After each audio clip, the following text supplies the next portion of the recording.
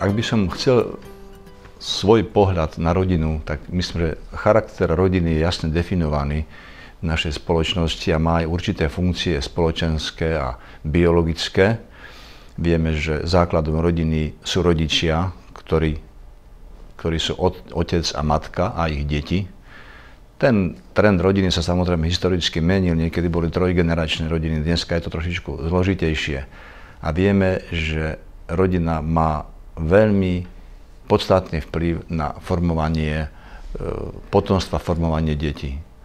Aká je silná rodina, aká je usporiadaná rodina, takisto bude usporiadaná aj spoločnosť, takisto bude silný aj náš národ, náš štát.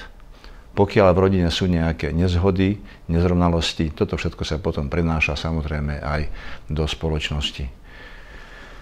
Ja si osobne myslím, že keď je nutné, aby sa dieťa narodilo z otca aj z matky, čiže sú nutní dvaja partneri, tak je nutné aj pri výchove dieťaťa, aby boli obidvaja rodičia prítomní, pretože len takto sa naplní poslanie tej rodiny, len takto dieťa dostane tú komplexnú výchovu zo strany rodičov.